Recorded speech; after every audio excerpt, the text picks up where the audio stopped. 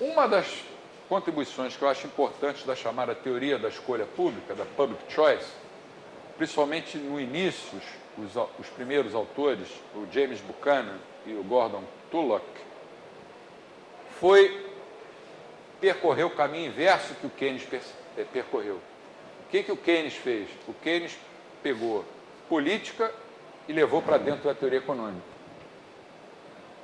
O Buchanan, o Tullock e outros pegaram teoria econômica para analisar o processo político.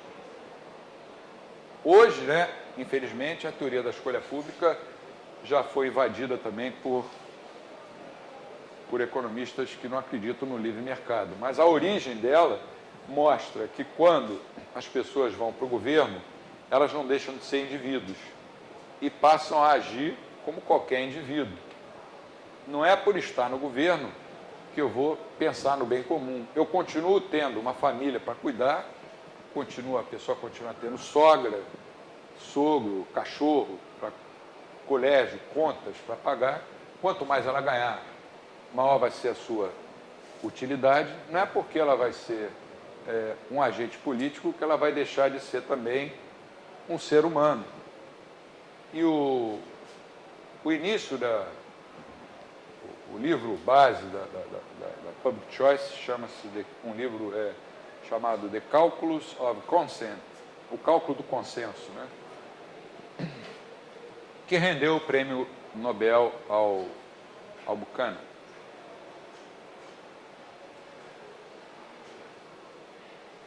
O nosso conhecimento, então, como agentes públicos, é tão ruim quanto o conhecimento dos agentes privados.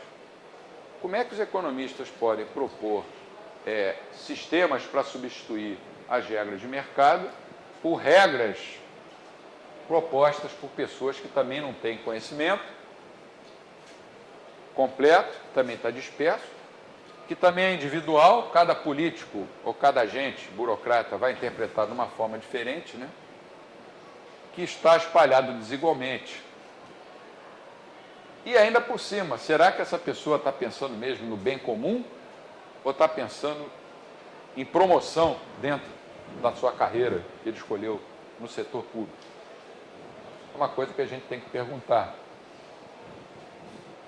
A quinta, a impossibilidade teórica do método de tentativas e erros, não do processo de mercado, mas desse mercado artificial proposto pelos socialistas. Eles diziam, se a gente errar nos preços paramétricos, a gente de novo tenta novos preços e vai tentando a vida inteira. A gente sabe que o mercado mesmo, o mercado para valer, o mercado livre, é também um processo de tentativas e erros, por causa da questão da ignorância, da incerteza. Mas é muito diferente de você estabelecer preços e depois declarar, agora os preços vão mudar de 35 para 36, esse outro produto vai ser de 42 para 39. Você vai errar de novo, vai passar a vida inteira errando. Porque juntando tudo isso aqui, principalmente essa essência que é o tempo dinâmico, você vai fazer bobagem ao longo do caminho. E se essas suas bobagens prejudicassem só a você, seria uma coisa, mas prejudica a população inteira. Quantos países vivem submersos na pobreza porque são comandados por meia dúzia de pessoas que se acham iluminadas e que podem determinar todos os preços? Quanta pobreza isso gerou? Quanta mortandade? A culpa sempre é do capitalismo, né? Se você olhar para todo o sistema totalitário, né, o socialismo, o comunismo, o nazismo, o fascismo, você vai ver que, no fundo, tudo é parecido. Tudo é parecido. Era meia dúzia de caras que se reuniam, ou com Hitler, ou com Mussolini, ou com Stalin, ou com Lenin, ou Fidel Castro, Hugo Chávez, ou qualquer uma dessas figuras paramétricas, e decidiam o que ia ser melhor para todo mundo. Como foi aqui no congelamento de preço em 1990 e no confisco de poupança. Pegaram um papelzinho, dividiram em 3 e escreveram lá 3 valores, 50 mil cruzeiros, 30 mil cruzeiros e, sei lá, 70 mil cruzeiros. Aí fizeram um sorteio, puxaram lá o papel, deu 50 mil cruzeiros. E no dia seguinte saiu uma lei, um decreto-lei, né, estabelecendo que quem tinha até 50 mil cruzeiros no banco estava garantido. Quem tinha mais de 50 mil, o excesso ia ser todo confiscado pelo governo e só ia ser devolvido em 18 meses em parcelas suaves. Quem eram esses economistas? Onde eles foram formados? Eu não vou dizer, para não parecer crítica pessoal a nenhuma universidade, mas eu garanto que não foram formados nem na Fundação Getúlio Vargas, do Rio de Janeiro, de onde eu venho, tenho muito orgulho, apesar de não ser mais um neoclássico, e nem mesmo aqui na UERJ. Nem era da PUC, nem era da PUC. A PUC foi só o primeiro congelamento. E de onde veio essa turma? Né? Que está voltando a influir no governo atual. Hein? Ela vem da universidade que na semana passada foi classificada como a melhor universidade do Brasil. Se localiza numa cidade de São Paulo, que depois da capital é a mais importante do país. Que é uma senhora universidade em vários campos, mas que no campo de economia, eles dizem que isso é pedra, eu digo que não é pedra, com toda certeza não é pedra. Não porque eu seja melhor que eles, é porque eles estudam em livros errados.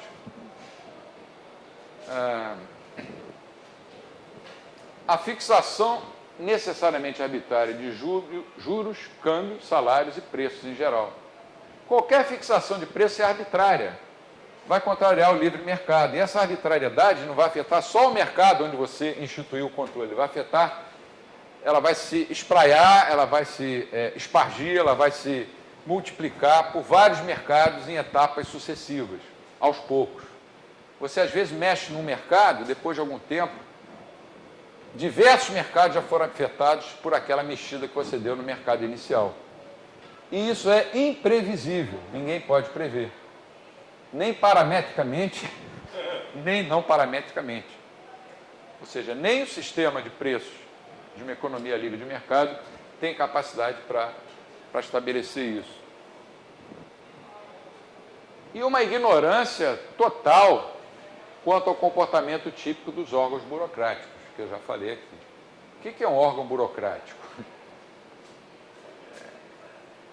Como a gente pode definir um órgão burocrático?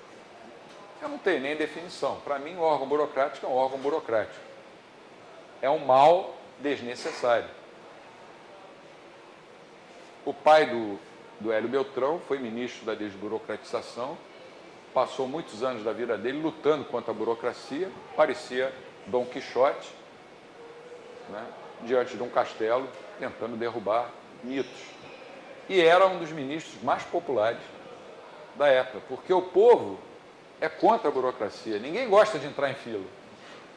Ninguém gosta de entrar no posto do INSS e ser mal atendido.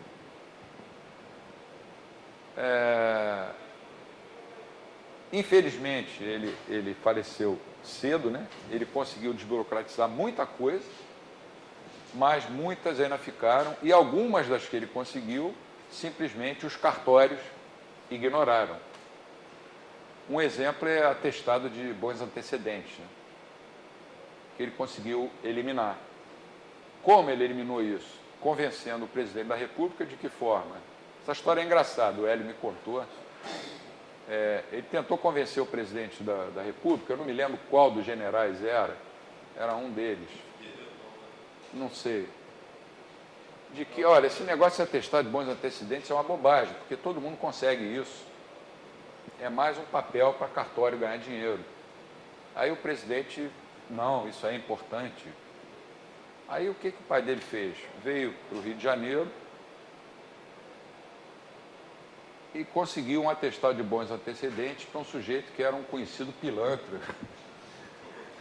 cheio de entradas na polícia, conseguiu um atestado de bons antecedentes. Aí voltou a Brasília e mostrou para o presidente, olha, isso aqui sabe quem é esse cara? É fulano de tal, tal, tal. Aí o presidente voltou atrás, tá bom, acaba com isso. Só que os cartórios simplesmente ignoram. Porque como é que funcionam os órgãos burocráticos? O que é a burocracia. Eu gosto de chamar de burocracia. O nosso país é um dos mais burocratizados do mundo. O mais burocratizado de todos era a União Soviética. Claro, os regimes fechados. Mas nós que nos dizemos democráticos, quer dizer, nos dizemos um país democrático, temos que olhar para isso muito depressa. Por que você precisa toda vez, todo ano, ir lá no Detran e fazer uma vistoria? Né? Além dos... Por que você precisa da assinatura de um tabelião para a sua assinatura valer alguma coisa? Uma vez um tabelião disse para mim que aquela assinatura não era minha. Eu falei, mas sou eu. Sou eu. Então o senhor tem que fazer uma ficha nova. Porque a tua assinatura vai mudando, né, com os anos. Para que nós precisamos dessas coisas, né? Agora, esses sujeitos desse debate, do lado oposto, não têm a menor ideia de como funciona o órgão burocrático. Eu acho que eles acreditavam ingenuamente, será que era isso? De que todos estariam imbuídos de bons propósitos, vamos servir a causa da União Soviética, ou a causa da China, ou a causa da... Boas intenções em né? cheio. Ou a causa cubana. E quando Mao Tse Tung mandou queimar todos os livros que eram contra o regime? São coisas que aconteceram no nosso século, né? O socialismo de mercado é a quadratura do círculo. É o argumento de similitude formal. Quer dizer, similitude formal no seguinte sentido: eles diziam que era possível formar um sistema de preços paramétricos formalmente semelhante aos preços gerados por uma economia de mercado. Isso é você dizer que o círculo é quadrado. Porque um preço só é um preço quando é determinado pelo mercado. Senão ele não é um preço, ele é um pseudo-preço. Ele é uma coisa que você chama de preço, mas não é um preço. No Brasil ainda há vários preços controlados, né? Controlados. Inclusive esse gasolina, esses derivados de petróleo em geral. Houve uma época em que havia muito mais. A gente evoluiu, mas a um passo muito, muito lento. Não sei se dá para ler. Não, né? Vou tirar esse... Como é que eu faço para tirar isso aqui? Põe a fonte escura. Vou botar em preto. Cadê a fonte? Black is beautiful. Não, que aquilo não é vermelho. Você vê que é uma cor neutra. Eu jamais colocaria essas cores aqui no slide. Mises, 1920. Tradução livre. Aquele que espera um sistema econômico racional no socialismo será forçado a reexaminar os seus pontos de vista. E mais do que isso, ele foi mais longe. Ele falou que o sistema socialista se guiava às cegas e que ia ruir por ele mesmo, mais cedo ou mais tarde, que ele dava 60, 70 anos para a União Soviética desabar. Aí a gente pode perguntar, por que Cuba não desabou ainda? Para mim já desabou há muito tempo, desde que acabou de receber a mesada que recebeu da União Soviética. Eles botavam a culpa no embargo americano. Sempre tem um bode expiatório, né?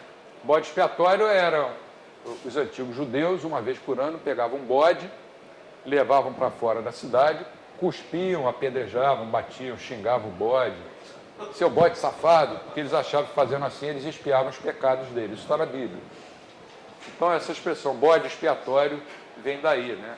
Bode expiatório sempre, ou geralmente quase sempre, são os Estados Unidos. Aquele meu amigo me traiu, me fez uma crocodilagem, a culpa é dos Estados Unidos.